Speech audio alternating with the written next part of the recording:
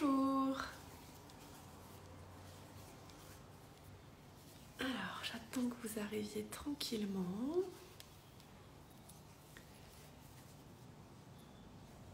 Bonjour Kelly. Bonjour tout le monde. Pour ceux qui ne me connaissent pas, moi c'est Indy, formatrice et praticienne en soins énergétiques. Je suis passionnée par la spiritualité et le développement personnel. J'ai une bibliothèque énorme de livres oracles que je vous présente ici, sur ce compte Instagram et sur ma chaîne YouTube. Et depuis peu, j'ai commencé à faire le live Les Fantastiques pour qu'on parte à la rencontre chaque mois d'un auteur ou une auteuresse d'oracles ou livres. Aujourd'hui, j'ai invité Valérie Mottet qui va pas tarder à nous rejoindre. J'ai vraiment hâte d'échanger avec elle et que vous puissiez la connaître davantage. N'hésitez pas à me dire si vous m'entendez bien, si vous me voyez bien, être sûr que tout soit bien OK. Et tout le long du live qui sera disponible en replay, vous pourrez bien évidemment y avoir ensuite accès en replay.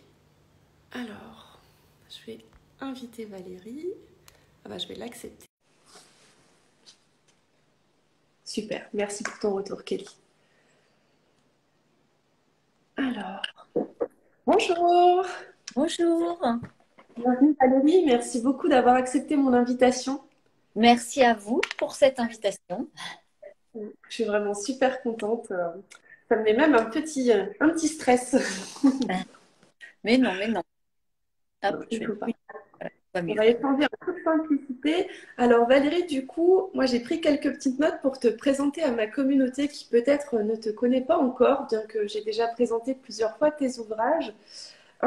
J'ai beaucoup aimé, derrière un de tes jeux, il y avait écrit Valérie fait incarner. Je pense que ça te correspond très bien. Tu es également médium et passeuse d'âme. Tout à fait. On dit de toi que tu es douée d'une grande intuition aussi. J'essaie d'être en tout cas le plus possible à son écoute. Mhm. Et du coup, tes ouvrages nous amènent à faire de même aussi. Mm. Euh, du coup, j'ai vu que tu avais fait de nombreux livres en fait, hein. Je pensais qu'il y avait que ceux de la maison d'édition Exergue, mais non, sur ton site, j'ai trouvé toute une panoplie. Donc c'est toujours très relié au monde des fées. Et je me demandais si ta couleur préférée est le violet. Écoute, c'est le rose et le violet. Ce sont mes deux couleurs de prédilection que j'affectionne tout particulièrement. Et puis leur symbolique, finalement, on sait que le rose, c'est relié à l'amour inconditionnel et le violet à la spiritualité. Donc je trouve que c'est plutôt cohérent par rapport à ce que j'essaie d'appliquer au quotidien et de partager, de transmettre via le monde féerique. Génial. Et puis là, effectivement, tu as un pull violet et derrière toi, il y a des roses. Donc C'est ça, tu, exactement. tu incarnes très très bien. Du coup, j'ai vu dans tes livres que tu avais même fait un livre de coloriage. J'ai trouvé ça super intéressant. Un livre des mandalas. Oui, Ouais. ça fait. Mandala coloriage, agenda, cahier d'exercice. Enfin, il y a toute une très belle panoplie d'outils que tu as mis à notre disposition. Mm. Est-ce que tu voudrais te présenter peut-être en quelques mots d'autres choses que je n'aurais pas dit? Non, je pense que t'as fait le tour, c'est ça. Je suis médium, je communique avec le monde féerique depuis que je suis toute petite. Je suis passeuse d'âme, qu'effectivement, certaines entités, quand elles ont besoin de passer de l'autre, enfin, certaines âmes, quand elles ont besoin de passer de l'autre côté, ben, j'essaie de les accompagner quand elles me demandent de l'aide. Et puis, bah oui, la médiumnité me permet d'être à l'écoute du monde subtil sous différentes formes. Et puis à côté de ça, ben, je mets ma créativité aussi dans d'autres activités avec de l'animation, de la production artistique, de manière à allier tout, tout ce qui m'anime en fait, tout ce qui me fait vibrer. Génial. Donc en fait, cette connexion avec les fées, tu t'en es rendu compte toute petite et tu n'as jamais coupé. Je pense qu'il y a beaucoup de personnes qui ont cette connexion enfant et après qui coupent avec ça ou on leur fait couper. En tout cas, hein, la société ne met pas trop tout ça en avant. Donc On me l'a fait fait, en fait, parce que moi, j'allais en forêt, que je voyais alors je voyais aussi des elfes, des lutins, mais surtout des fées, je pensais que tout le monde voyait la même chose. Et quand je parlais, on disait elle est mignonne avec ces petits personnages imaginaires. Et puis très vite, bah, j'ai compris qu'en fait, non, tout le monde. Enfin, je pense que tout le monde n'a été médium, mais qu'effectivement, quand on nous coupe ça, bah, pour certains, ça reste fermé. Même si aujourd'hui, les énergies actuelles invite à se reconnecter à notre médiumnité, à notre intuition et à tout ce qui nous permet d'avoir une connexion avec l'au-delà. En tout cas, moi, je l'ai tu pendant quelques années, puis ça s'est vraiment réimposé à moi vers l'âge de 18 ans, quand il y a eu le décès de mon petit frère et celui de mon père. Voilà. D'accord. Ah ouais, souvent c'est vrai que les éléments déclencheurs qui nous reconnectent, c'est des périodes de vie difficiles. C'est Mm, quelque chose que j'ai beaucoup de mal à expliquer, même aux personnes que j'accompagne, mais quand on est dedans, on ne s'en rend pas compte, mais derrière cette épreuve, il y a vraiment une énorme possibilité d'évolution. Et souvent, ouais, ce que je remarque, c'est que les personnes se reconnectent à leurs dons, à leurs capacités ou à leur mission de vie après la perte d'un proche ou une maladie très grave ou vraiment ce genre de choses, ouais. mm, mm, mm, mm. Permet de nous recentrer, en fait, je pense, c'est une façon de nous mettre face à nous-mêmes. Mhm. Et, et pour moi, derrière chaque épreuve, il y a un cadeau. Alors effectivement, on ne le voit pas toujours. Et Ouais. puis, il est important de prendre ce temps nécessaire pour accueillir nos émotions, soit la colère, le chagrin. Mais je pense qu'il est essentiel de les transformer de façon lumineuse. Et puis on s'aperçoit souvent que c'est pour, oui, pour notre évolution, c'est un enseignement. Et comme de mon point de vue, l'âme choisit ce qu'elle décide d'incarner, voilà, c'est un cheminement. Alors des fois, quand même, quand on accumule des expériences difficiles, on dit, oh là là, mais notre âme, qu'est-ce qu'elle a choisi encore d'autre avant de s'incarner? Qu'est-ce qu'elle veut encore qu'on vive pour évoluer? C'est vrai qu'il y a des personnes qui ont des incarnations beaucoup plus calmes. Donc je pense que quand on a beaucoup d'expériences difficiles dans notre vie, c'est que à la base, on a une âme extrêmement courageuse. Puis elle s'est dit, bon, allez, cette fois, j'y vais, mais je mets le paquet, quoi, quelque part. Hein. Mm. Je ne sais pas, c'est propre à chacun, mais c'est vrai que pour moi, il n'y a pas de notion. J'entends souvent parler au niveau du karma de punition. Pour moi, il n'y a aucune punition, c'est simplement de l'enseignement. Et puis, j'utilise souvent le mot de fréquence, c'est-à-dire que si on est sur la fréquence de l'âme, je pense que tout est juste et tout est amour, puisque pour moi, c'est la fréquence de l'amour inconditionnel. Donc, la plus élevée à mon sens, et du coup tout est ok, et puis quand on redevient, bah, on se remet sur la fréquence de notre ego ou du mental, là c'est un peu plus perturbant, mais ça fait partie aussi de ce cheminement, c'est de trouver un équilibre. L'ego, bah, il est protecteur, c'est aussi un super copain, mais à mon sens, il doit plus être à l'écoute de l'âme que l'inverse en fait. Et quand on arrive à trouver cet équilibre, cette harmonie, bah, c'est juste magique, quoi. Et du coup, tu as commencé par écrire des livres, hein. Les oracles, c'est beaucoup plus récent. Comment t'en es venu à écrire? Alors, ben, depuis enfant, j'écrivais en fait, j'écrivais dans des journaux intimes, j'écrivais dans des cahiers mes émotions, mes ressentis. C'était aussi un moyen, je pense, euh, de libérer ce qui pouvait me perturber, me toucher. Et puis un jour, c'est un ami auteur, Frédéric Ploton, qui lui vivait déjà de sa plume, qui m'a proposé d'écrire sur les signes, la synchronicité, parce qu'il trouvait que j'avais un parcours de vie euh, bah, un petit peu différent et que je voyais toujours ce côté positif et magique dans tout ce que j'expérimentais, même dans justement les épreuves. Et je lui parlais toujours de signes, de signes, de signes, et je lui racontais euh, certains qui étaient assez probants, assez frappants, notamment avec le décès de mon petit frère. Et du coup, il m'a proposé d'écrire à quatre mains. Il m'a fait un merveilleux cadeau parce qu'il m'a, comme je dis toujours, il m'a ouvert les portes et remis les clés. Et puis, c'est ainsi que j'ai été éditée chez Jouvence, mon premier éditeur. Et ils m'ont proposé, bah, ils m'ont dit si tu as d'autres projets. Et les faits, un jour, se sont manifestés à moi. Mais je les avais un peu perdus de vue, même si ma médiumnité était toujours là. Et là, elles m'ont dit c'est le moment. Là, tu as des choses à partager. Et c'est comme ça que le premier ouvrage de Conseil de fées, Potions magiques pour se sentir bien, a été créée et très vite, elles m'ont dit, on aurait besoin du petit frère, est-ce que tu peux proposer un oracle? Et donc, le premier oracle est sorti chez Jouvence. Et puis là, récemment, celui de Lumière de Fée et puis la magie de l'éveil pour enfants, mais pas que. C'est génial, ouais. En fait, finalement, une fois que tu t'es reconnecté à ton essence, tout a été assez fluide et s'est placé devant toi. C'était, comment dire, enfin, tu savais que c'était ça qu'il fallait faire et tu te posais pas trop de questions, quoi. Mm. Moi, je suis humblement l'une des messagères parmi tant d'autres. Et en Mm. fait, j'exécute ce qu'elle me demande. De toute façon, si je me mets en mode blocage, en mode rébellion avec mon ego, ça va bugger de tous les côtés. Donc, à force, ça me fait sourire. Et du coup, je transmets. Et puis, franchement, c'est juste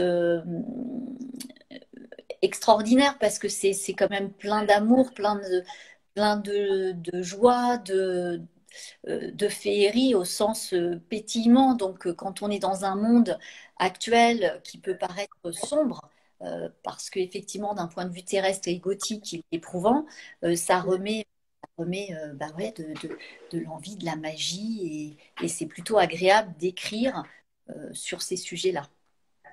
D'ailleurs, c'est dans ton synopsis, j'ai beaucoup aimé du petit oracle La magie de l'éveil, qui vient juste de sortir en fait. J'ai vu Oui, que ça faisait quelques jours.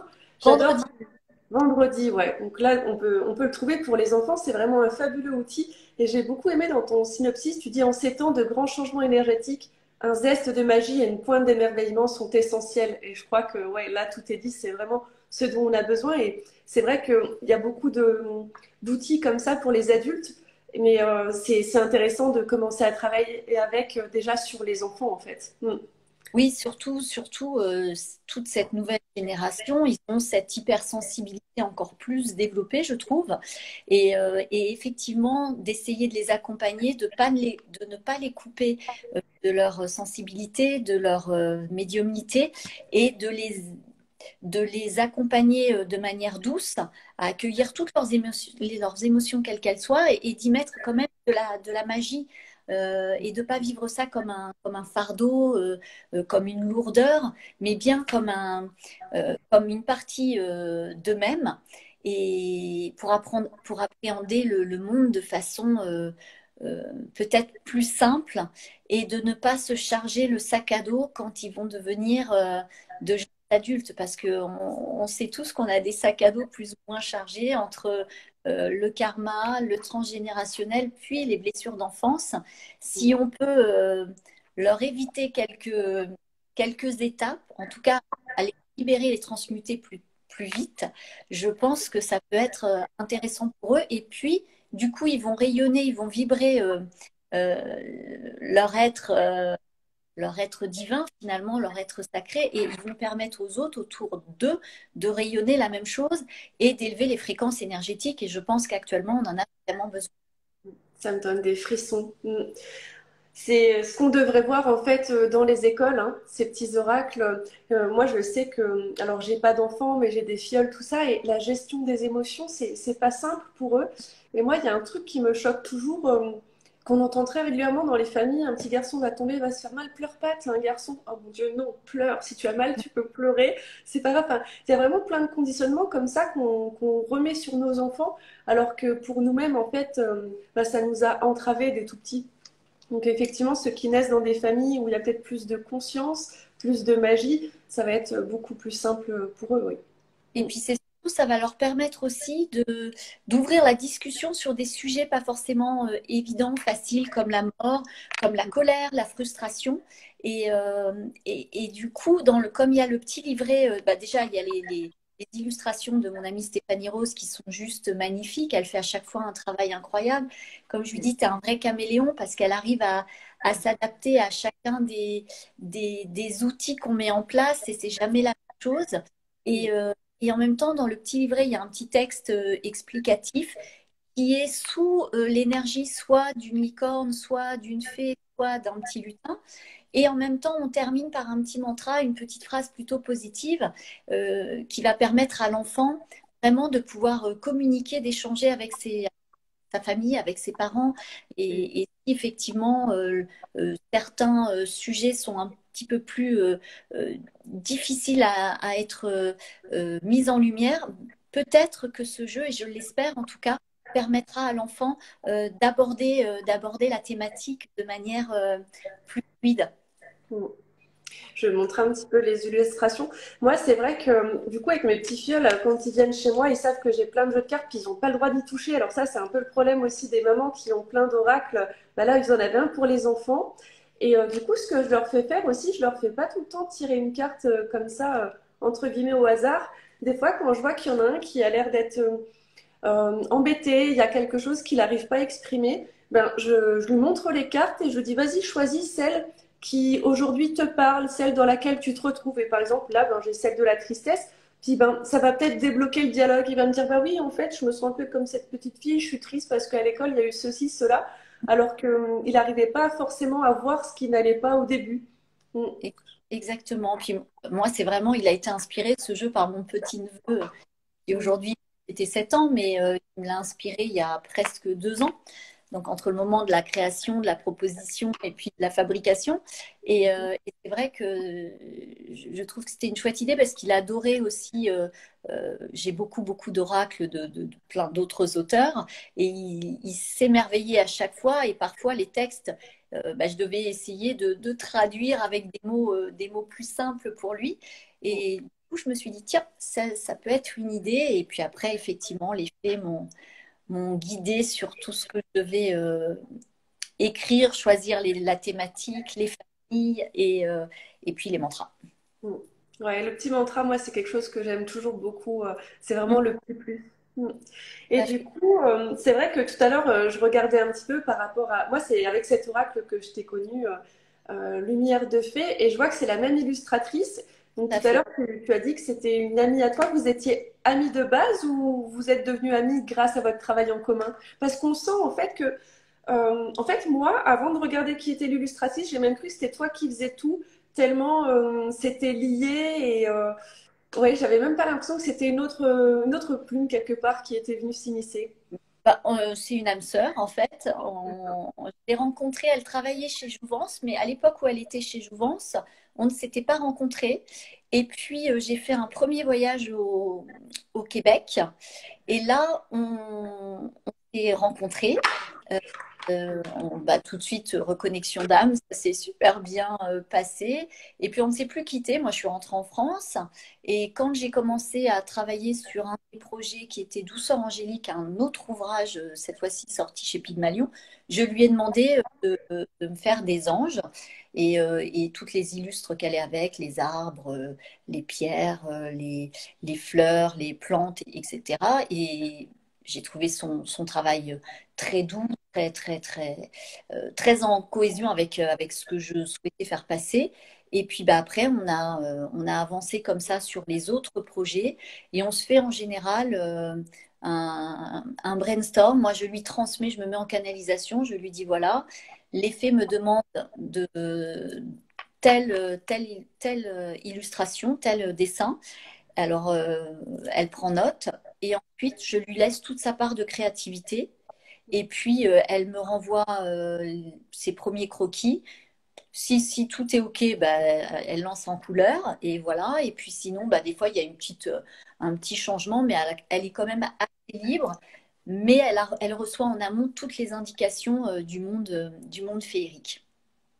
Et D'accord. c'est vrai, Ah ouais. bon, c'est vrai qu'il y a un vrai travail, un vrai respect mutuel déjà, et puis cette connexion, cette connexion entre nous.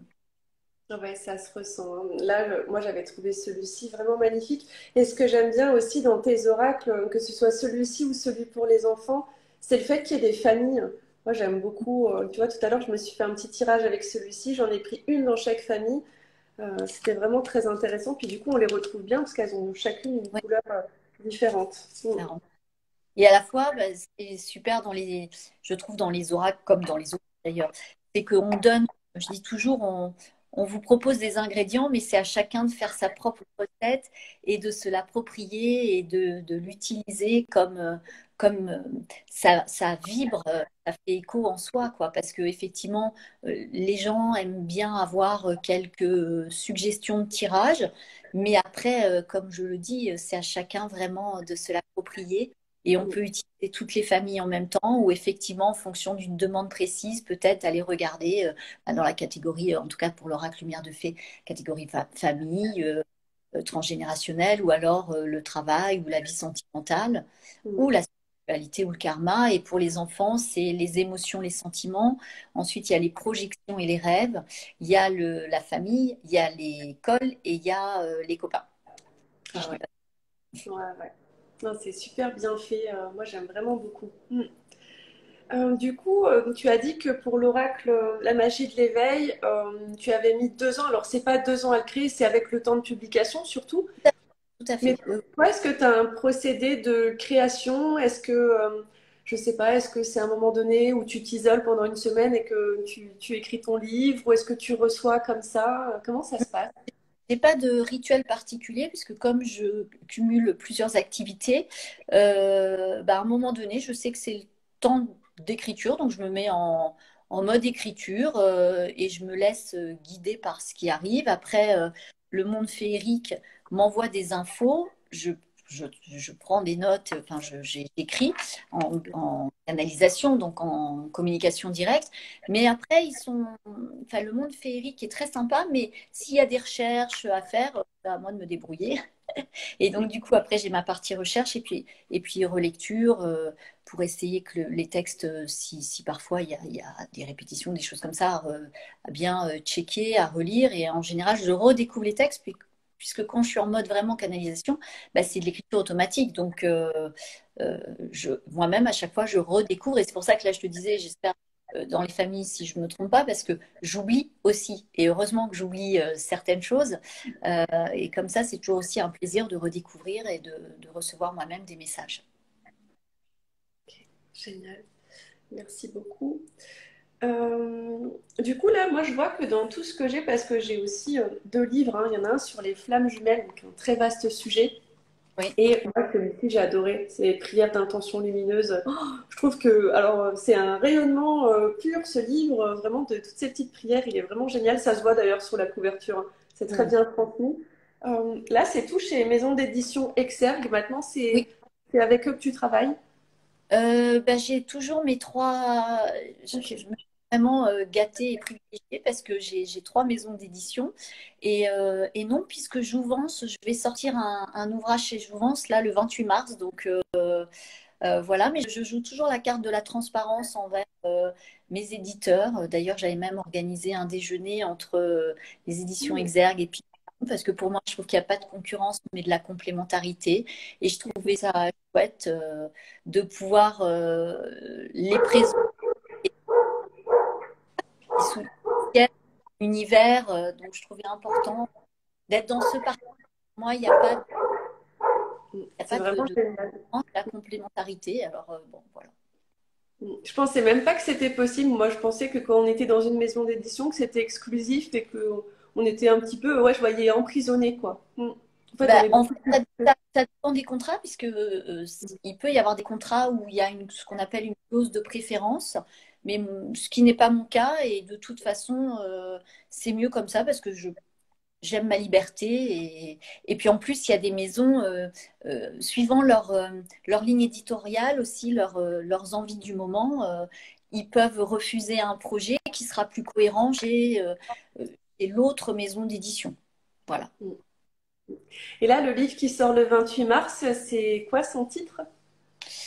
Alors, c'est Réenchanter le quotidien. Alors, c'est un petit livre de la collection Ezo Jouvence, oui, avec pas mal d'exercices, Génial. comme le petit Ouais, cahier d'exercices. Et il y aura aussi des mini-cartes détachables, mais je ne peux pas vous le montrer parce que je n'ai pas encore reçu. d'accord. Ah, c'est bien, ça Mais je allie un te... petit peu le côté livre, le côté exercice, le côté petite carte, c'est Mm, très ludique.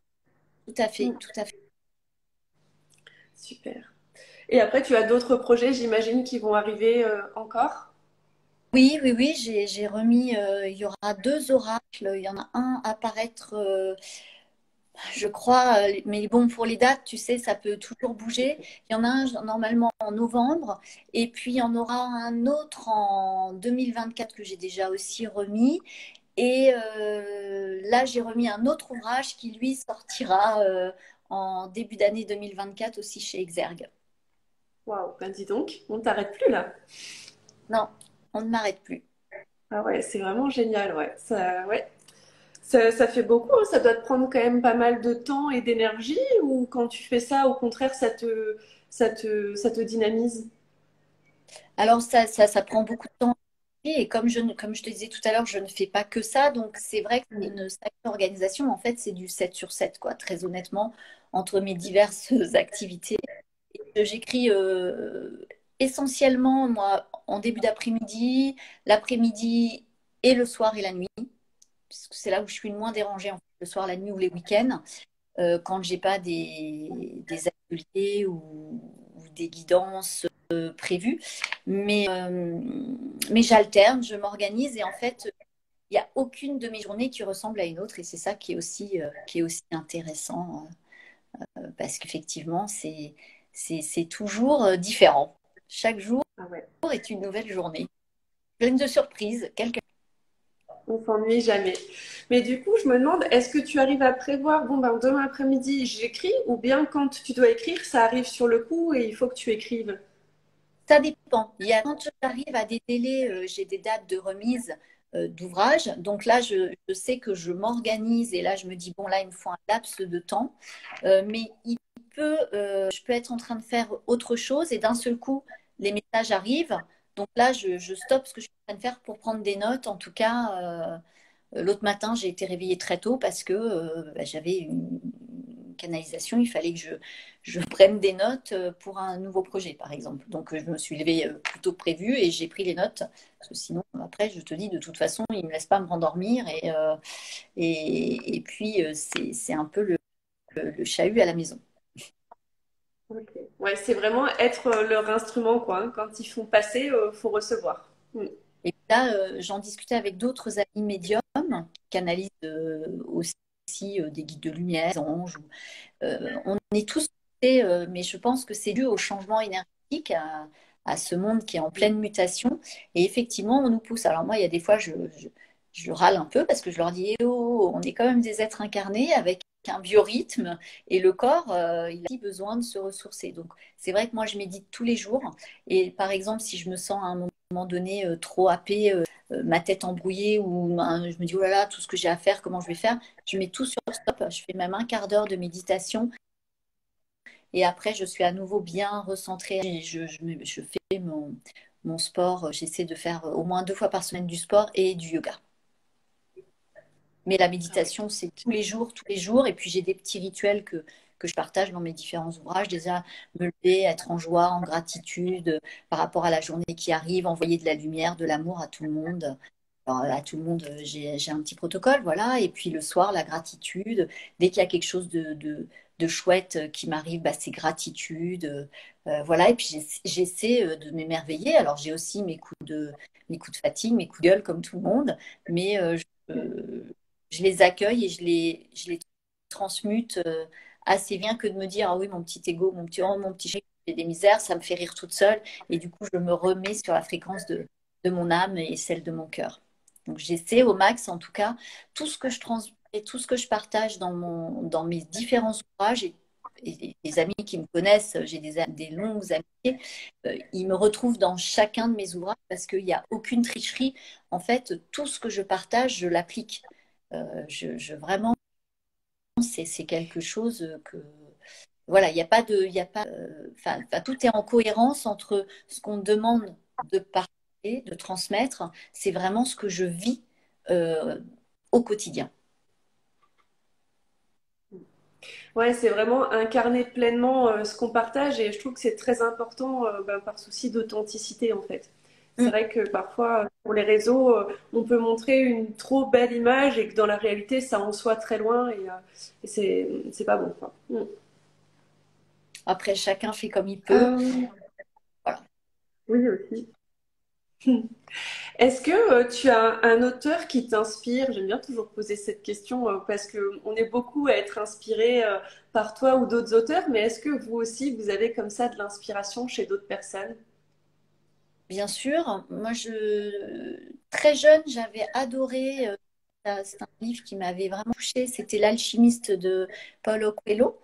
Et puis ensuite, il y a eu beaucoup d'ouvrages. Alors, si on reste dans le domaine de la spiritualité, je suppose que ta question, elle était liée à ce domaine. Il y a Deepak Chopra, que j'aime énormément. J'aime beaucoup ses enseignements. J'ai souvent fait ses cycles de 21 jours de méditation qu'il propose gratuitement en plus. Donc, vraiment, c'est top. J'ai lu beaucoup, beaucoup de ses ouvrages. Il a des enseignements très lumineux, très riches. J'ai aussi beaucoup aimé le travail de Dorine Virtue à l'époque où elle écrivait sur les anges et les fées. Vraiment, je fais d'ailleurs toujours, et je partage souvent ces méditations dans mes ouvrages, des méditations guidées que je trouve très très douces, très belles. J'ai découvert il y a quelques années maintenant Diana Cooper aussi au niveau des méditations guidées.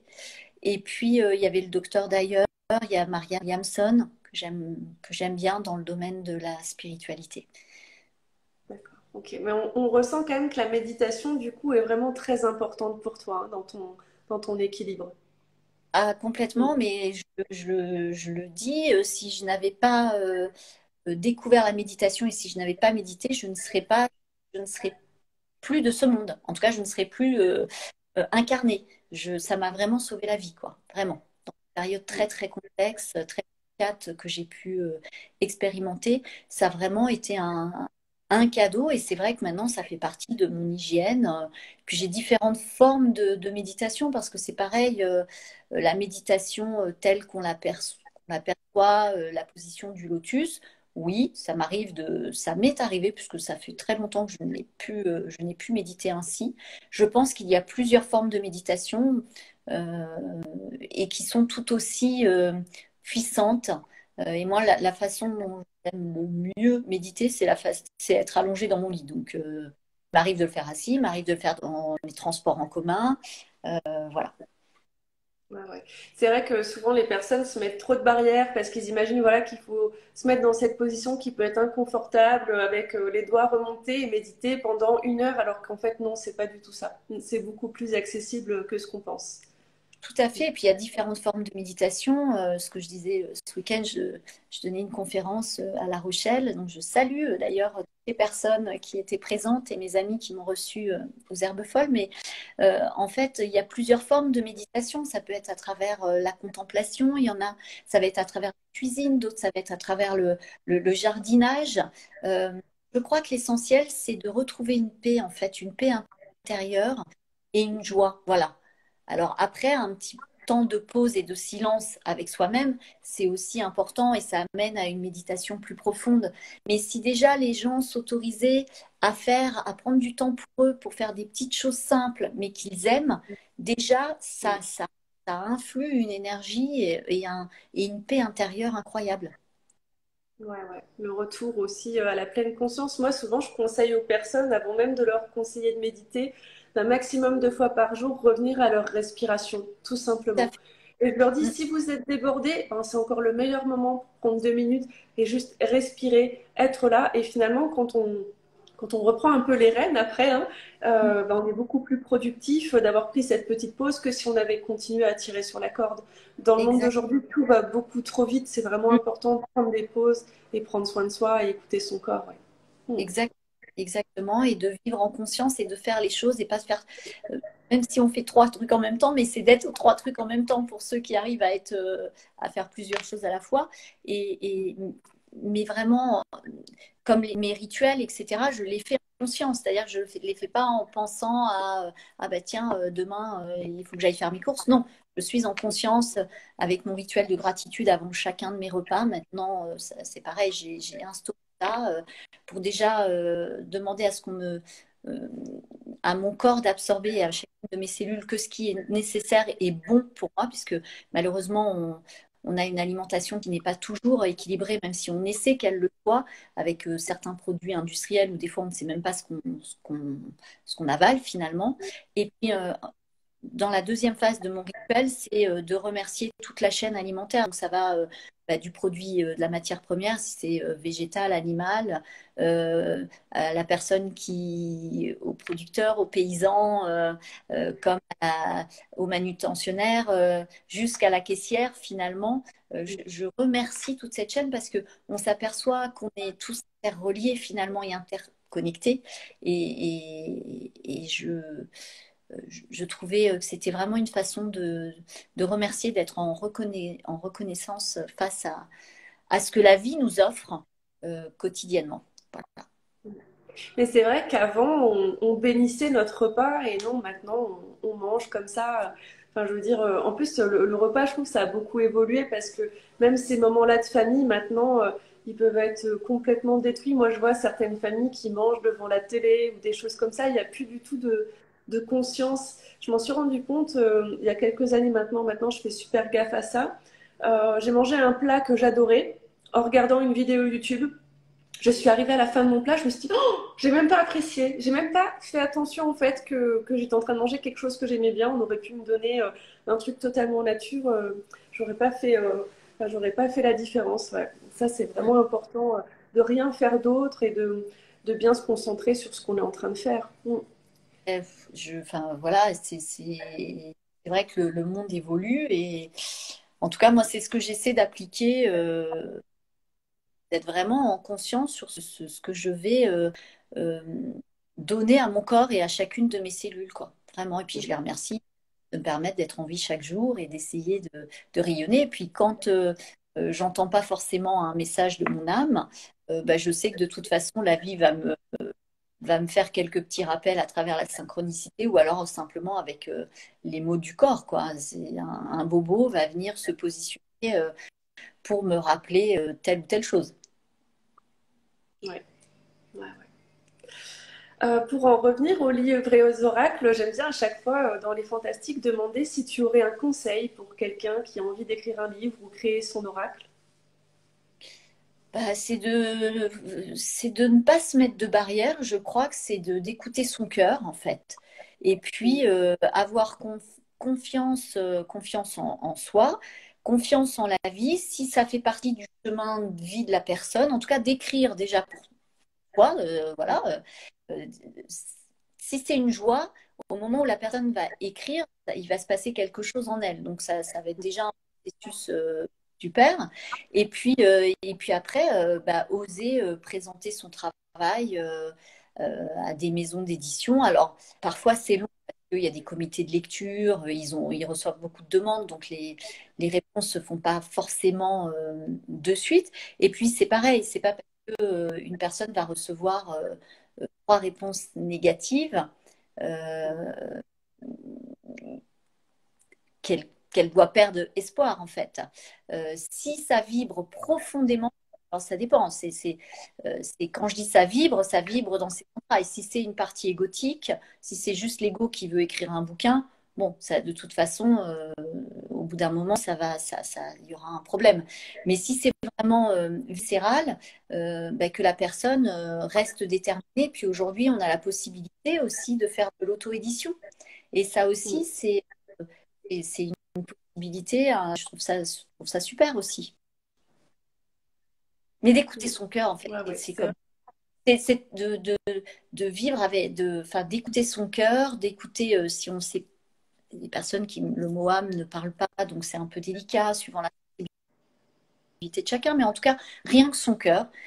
Comme je dis, si tu parles avec ton cœur, tout sera juste et ok. Et même s'il y a des maladresses, elles seront quand même belles, tes maladresses.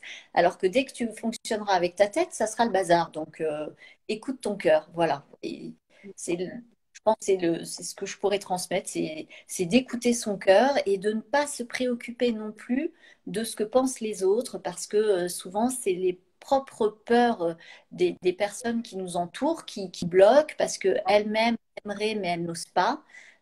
Si c'est vraiment au plus profond de vous, vous avez une envie de créer, de monter quelque chose, faites-le. Et puis si ça fonctionne pas, c'est pas grave. Toute la partie où vous aurez mis en place les choses, vous aurez été connecté à votre créativité, quelle que soit cette créativité, et rien que ça, c'est que du bonheur puisque vous serez en, en- en adéquation, il y aura une ébullition magique à cet instant présent du processus créatif. Et en fait, c'est aussi apprendre à lâcher prise sur le résultat. Moi, quand je crée, j'ai plein de projets, il y en a plein qui n'ont jamais existé, mais c'est pas grave. Au moment où j'étais dans ma création, mais c'était magique, c'était génial. Et maintenant, je porte plus d'attente sur le résultat. En revanche, quand je crois vraiment à un projet et puis quand c'est poussé vraiment par le monde féerique, je sais que le projet vivra. Donc, je reste déterminée, je le propose et puis jusqu'à ce que peut-être un jour aussi je fasse de l'auto-édition. Si l'un de mes éditeurs me dit, bah là, c'est pas en ce moment, on n'a pas envie forcément d'éditer ce projet-là, voilà. Mm. Mais dans tout ce Ouais. que j'ai mis en place, j'ai toujours écouté mon cœur, tous les projets artistiques que j'ai effectués. Je ne me suis pas préoccupée ou c'est pareil, des fois on me dit bah oui, mais j'ai des moyens limités. Mais moi j'ai toujours fonctionné avec des budgets zéro en fait au départ. Ça ne m'a pas empêché d'essayer de monter des choses. Et puis quand le projet était vraiment devait se faire, la vie me mettait sur mon chemin les bonnes personnes, les bons partenaires. Mm. Faut pas oublier qu'on est créateur de nos vies. Mm. Voilà. D'ailleurs, j'ai trop aimé, j'ai vu que tu aimais bien les citations, j'en ai retrouvé Ah, un petit peu partout. Moi, j'adore ça aussi. Et là, j'en ai relevé une, ça me fait penser sur ton site internet. Tu as noté une citation que j'avais jamais entendue, bizarrement. Alors, je pense qu'elle est très connue de Bouddha, qui mm. dit, avec nos pensées, nous créons le monde. Donc, il faut faire vraiment très, très attention, effectivement, à nos pensées, sachant qu'on en a, il me semble, environ 80 000 par jour. Donc, autant qu'elles soient un maximum positives. Oui, ça n'arrête pas, hein. C'est ça. Et puis, les mots qu'on emploie, les mots MOTS, en fait, tout est énergie. C'est de plus en plus prouvé avec la physique quantique. C'est-à-dire que tout ce qu'on émet, en fait, est une vibration, une fréquence, je ne sais pas comment on peut appeler ça, en tout cas, et ça nous reviendra à un moment ou à un autre. Donc, si le matin tu te lèves et que déjà tu bougonnes, bah, c'est sûr que ta journée, elle va prendre cette couleur un petit peu plombée. Et alors, comme on n'a pas la maîtrise sur le monde extérieur, il suffit qu'en plus, à l'extérieur, ce soit un petit peu sombre, bah, ça va être facile de vivre la journée de manière sereine. Alors que si on se lève, on est déjà dans la gratitude de la journée, dans l'accueil de tout ce qui va se présenter, ça va être plus facile, même si la journée est, elle est empreinte d'épreuves, de grosses contrariétés. Mm. Tout à fait, ouais. C'est ce qu'on dit, se lever du mauvais pied, ben après on enchaîne. Enfin, en fait, l'univers nous donne raison, hein. Si on se dit que c'est une journée merdique, on va voir que des trucs qui vont C'est faire que la journée va être compliquée à vivre, hein. Donc il faut complètement. vraiment prendre confiance puis arriver à switcher tout ça avec des petits exercices qui apportent de la positivité. Mm. Alors après, je nie pas, il y a des gens qui traversent des épreuves extrêmement éprouvantes, Mm. voire violentes.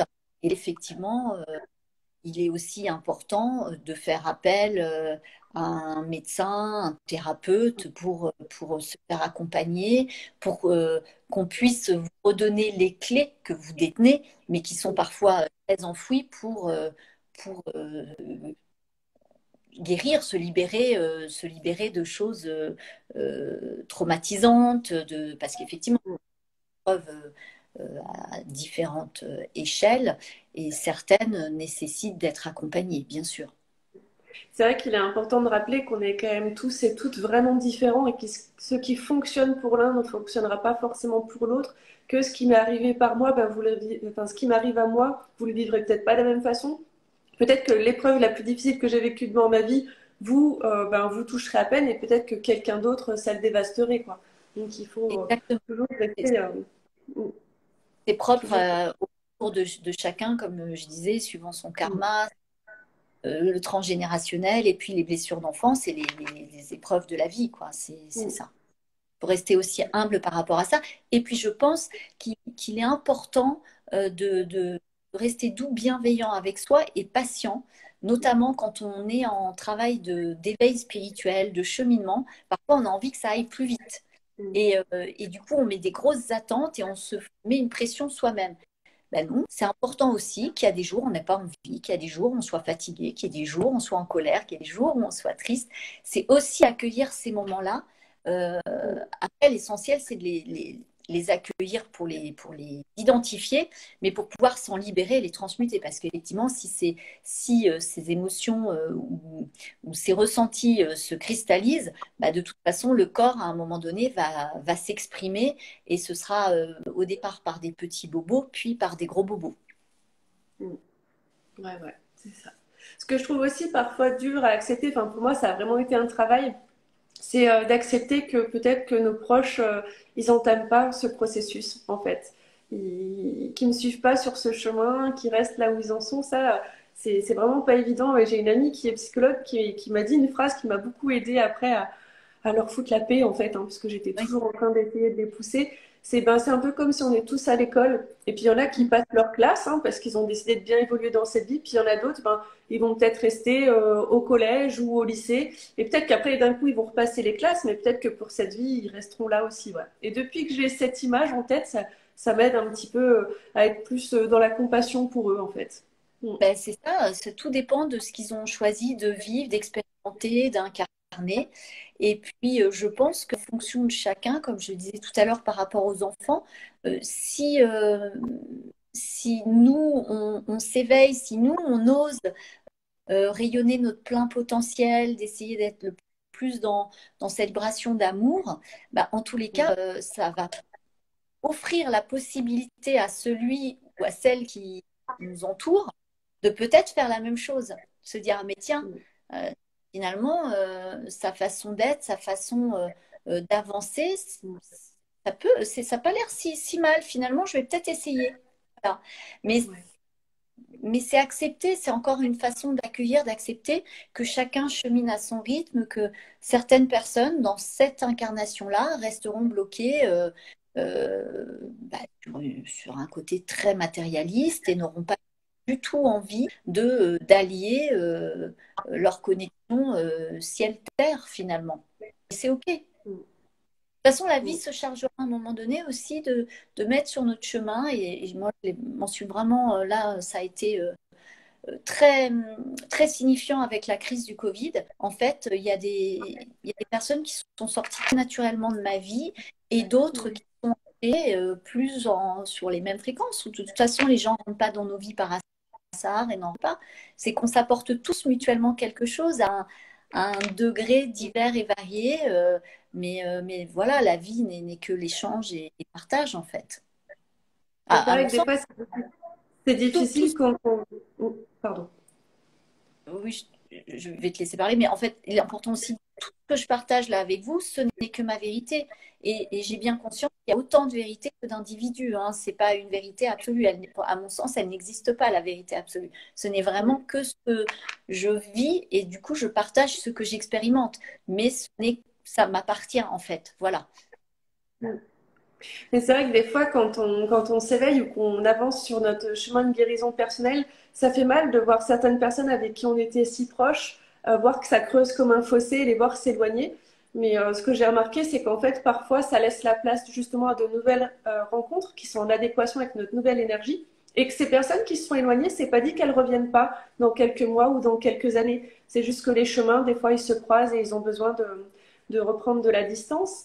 Et moi, j'essayais beaucoup, du coup, d'emmener toutes ces personnes avec moi. J'avais un peu la cape de la sauveuse par un temps. Je me suis vite rendu compte que je m'épuisais et Tout qu'en à fait. fait, c'était pas ça qu'il fallait faire. Ce qu'il fallait faire, c'était un peu me concentrer sur moi et ma guérison, et qu'en allant mieux, ben, finalement, en étant moi-même, ça inspire les autres sans essayer de les convaincre. Et C'est ça m'a enlevé un sacré poids. Mm. ça, ouais, ouais, complètement. C'est ce que je te disais en fait. C'est à chacun de rayonner ce qu'il a à expérimenter. Et puis, c'est une invitation à celles, ceux qui t'entourent, quoi. Et si c'est OK pour ces personnes-là, ben, elles tenteront l'expérience ou pas. Mm. En C'est ça. fait, c'est d'essayer d'être aussi en gratitude par rapport à ces personnes. Parce que Mm. si elles ont été dans ta vie à un moment donné, c'est qu'elles t'ont apporté quelque chose ou elles t'ont fait travailler. Euh, et ça, c'est gratitude aussi. Mm. Ouais, ouais. Et oui, même dans les histoires de couple, hein, quand on se sépare ou autre, on peut-être pas tout de suite, mais après réussir à être dans la gratitude. Oh, ben merci, cette personne m'a fait travailler sur ça, malgré la souffrance qu'il y a eu. On dit même que c'est des âmes qui, là-haut, à la source, s'aiment énormément. Le fait de s'incarner en disant, bon, je vais te faire vivre ça, ça va pas être confortable, mais derrière, tu vas bien évoluer. Mm. Complètement. C'est moi, j'ai jamais autant remercié les hommes qui sont entrés dans ma vie et même si j'ai eu des relations toxiques, ça m'a permis de guérir mes propres blessures, de me rendre compte de ce que j'avais à guérir, à libérer, à nettoyer, tant sur le plan karmique euh, que par rapport à mes blessures d'enfance. Donc, je suis vraiment en gratitude. Ça m'a permis de faire tout un travail sur le pardon véritable. Parce que c'est pareil, c'est le pardon. Beaucoup pensent avoir pardonné, mais en fait, c'est un pardon de la tête, un pardon intellectualisé, mais c'est pas du tout un pardon euh, incarné. Au sens vraiment, il est pas sur la fréquence réelle de cet amour inconditionnel, puisque vous pensez avoir pardonné à quelqu'un, et puis, je sais pas, 6 mois après, vous croisez cette personne, vous êtes tout crispé, et ça vous fait quelque chose. Ça veut dire ça veut dire que le pardon n'est pas complètement absorbé, finalement, et intégré. Voilà. Et en plus, le pardon, c'est avant tout un pardon pour soi, pour se libérer, pour être en paix. Ça, moi, j'ai mis longtemps à le comprendre. Je facile pardon, je pardonne facilement l'autre, mais alors moi, non. Et j'ai mis vraiment beaucoup de temps à comprendre qu'il fallait aussi se pardonner soi. Ouais.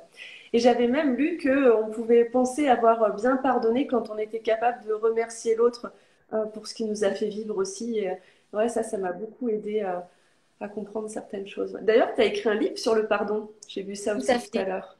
Que j'ai coécrit avec Jean Gracier qui nous regarde de là-haut certainement. Et c'est vrai que oui, oui, on a raconté chacun notre cheminement par rapport à ce travail du pardon en fonction de nos différentes étapes de vie et preuves.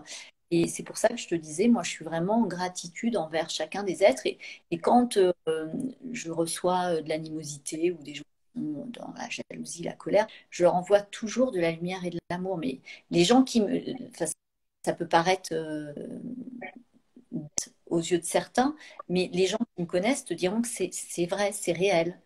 Voilà. Après, ça ne veut pas dire tendre la joue ou vouloir revoir la personne à tout prix, mais de personnes avec lesquelles j'ai eu des choses très, très importantes, de les revoir. Moi, j'étais en joie et je sais que j'avais totalement pardonné, même d'un point de vue karmique. Pouvoir parler d'âme à âme, de cœur à cœur, c'est extraordinairement beau, quoi. C'est fou. Qu'est-ce que ça libère? Mm. C'est ça, ça libère énormément. Parfois, je parle à certaines personnes que j'accompagne, je dis, oh là là, il va vraiment falloir réussir à pardonner. Mais pourquoi je lui pardonnerai? Pour toi, en fait. Il faut pardonner, c'est surtout pour toi, c'est pas forcément pour l'autre, c'est pour Mm, tout ce qu'on porte quand on pardonne pas. Hein. Mm. mm, mm.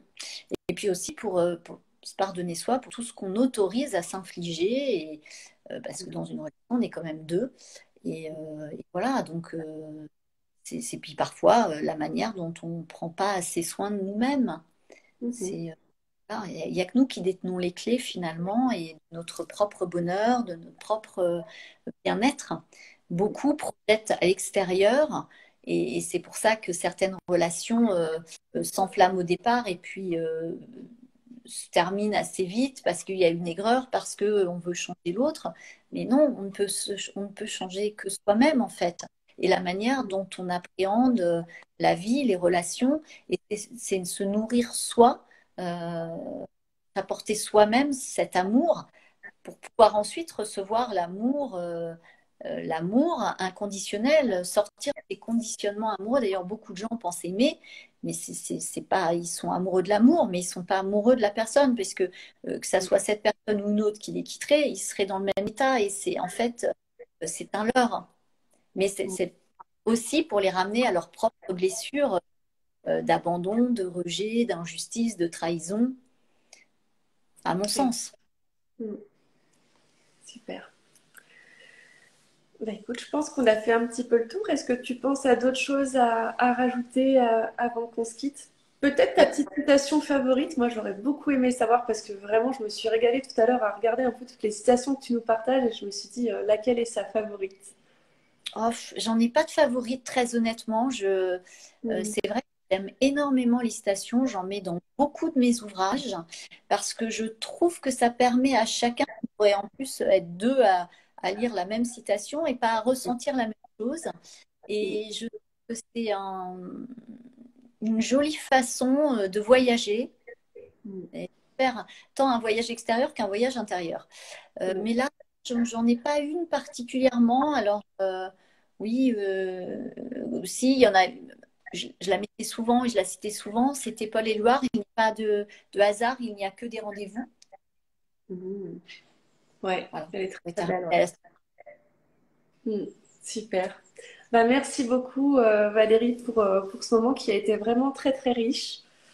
Merci Euh, vraiment d'accueillir aussi chaleureusement à chaque fois mes bébés, mes nouvelles créations, d'en parler. Je trouve ça, c'est vraiment très, très sympa de ta part. Et puis de m'avoir invité voilà, aujourd'hui pour échanger sur mon univers et ma façon de vivre la vie. Voilà. bah, Et avec aimer, aimer, aimer, dites-le, c'est le plus important. Mhm. Waouh, ça c'est un très beau mot de la fin. Merci beaucoup à toutes les personnes qui étaient là, toutes les personnes qui vont regarder en replay. Prenez bien Merci, soin de vous et à merci, bientôt. merci, Merci. merci.